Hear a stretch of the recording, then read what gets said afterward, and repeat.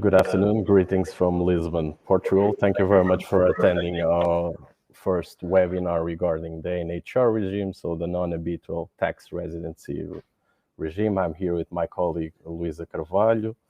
We both work for the tax department here of our office, and it's going to be a quick webinar, just 10-15 minutes.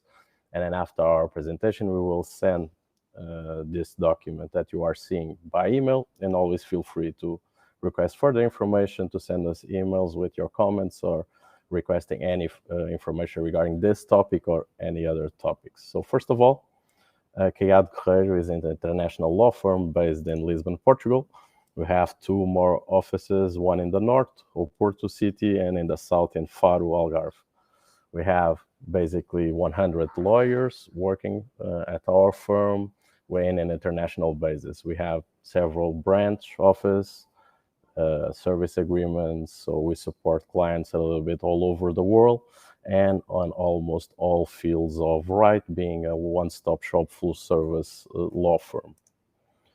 So let's go directly to the topic of today, the NHR regime. As you may know, this tax regime is booming in Portugal. We have demands mainly from European citizens that already have the civil right to live in Portugal, requesting this special tax regime because of the benefits, and of course third-party citizens from non-European countries that apply for the NHR regime after having the civil right, so the visa to come and live in Portugal, looking into programs like the Golden Visa Investment Regime or D7 visa, other visas that exist, that grants the possibility to live in Portugal, then afterwards to request this special tax regime that we have. So basically, this tax regime has two main criteria, two main requirements for those that want to apply for it.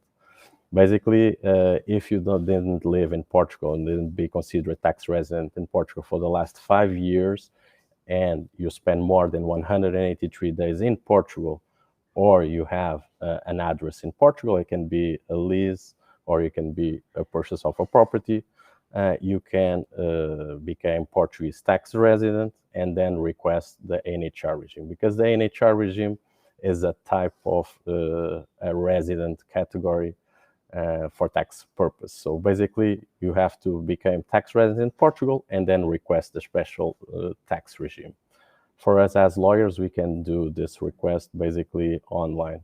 We have to enroll you at the Portuguese tax authorities, deliver some simple documents regarding passport, proof of address, and to obtain your tax number as non-resident in first place, then convert it to a tax resident tax number, and then request online on your own portal at the tax authorities the NHR regime. That's normally, worst case scenario, it's a process that takes at least 1 month. If it's going to be quicker because the tax authority sends a letter to your home to confirm that that's the address, you have access to the mailbox, it will take between 2 to 3 weeks to have the credentials to access the online page, and then we have to submit the request through that portal, and it takes 2 to 3 weeks, worst case scenario, 1 month. So from a bureaucratic point of view, it's a straightforward process to obtain this special tax regime here in Portugal. Basically, what are the main advantage of the tax regime? In general terms, we are speaking about zero taxation and almost all types of income arising from abroad of Portugal, so from outside. And this is just general terms. In principle, dividends, interests, royalties, capital gains on real estate property or real estate rents will be exempt in Portugal. Of course, we always have to check and see the treaties, the double taxation agreements that were concluded between Portugal and the country of source to see if it is in fact this way. But in general terms, dividends, interests, royalties, capital gains, and real estate rents will be exempt. It exists one more advantage regarding this special tax regime, that is the possibility to have a flat rate of 20% on the income from a list of activities that is indicated by the Portuguese government, so-called high value-added activities that we have to check. If you comply with such activity on the list, you have a flat tax that will apply to your income if resulting, of course, from this activity that is enrolled on the list that I'm speaking about. It is, of course, a possibility, always need to be checked, and we need to deliver some proofs regarding this high value added activity. As you may know, in a general taxation in Portugal regarding personal income will be a progressive rate from 0 to 48%. So this 20% flat tax will be for sure an advantage. And we have here a special case for 10% tax rate on foreign pensions.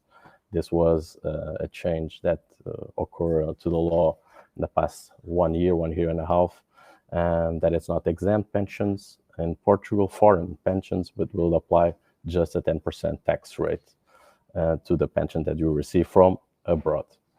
So it's always important prior to take the decision to come and live in Portugal and to apply for the NHR regime to, of course, verify if you have or not income arising from a list of countries that we call it the blacklisted countries or blacklisted jurisdictions, because you have a 35% tax rate that will apply immediately to income that arises from this list of countries. So for income arising from blacklisted jurisdictions, the NHR regime will not apply fully because you have this 35% tax rate that will apply. As I said prior, it's really quick from a bureaucratic perspective to obtain the regime. So after we do the request, we are speaking about 24 to 48 hours to our request to be approved and the NHR regime to be granted. And of course, this is applicable for 10 years. So once you have an approval from the Portuguese tax authorities, you have the guarantee,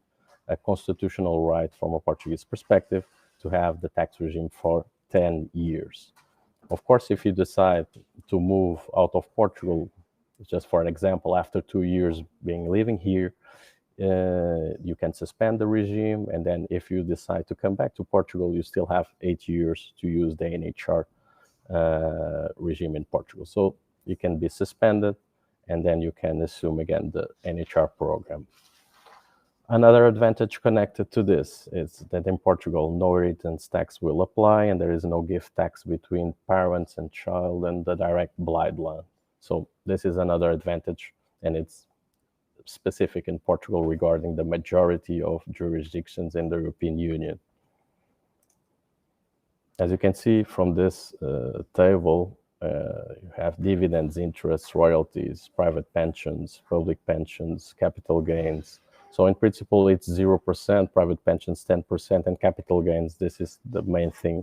Capital gains will apply always 28% flat tax. And of course, it exists 1 or 2 countries that will be exempt, but we have to analyze prior the treaty to avoid double taxation that was concluded between Portugal and, for example, Brazil is one of these cases that will apply a 0% tax on capital gains, but it exists just 1 or 2 countries that 0% on capital gains will be applied with the NHR. So in general terms, it will be for sure 28%. Normally, we recommend our clients to do for us first to analyze the portfolio, the assets, the source of income, and to conclude if it is advantage or not, or to do, and for us to suggest some alternatives to the portfolio and the way that it will be more tax efficient while moving to Portugal and requesting, of course, this tax regime.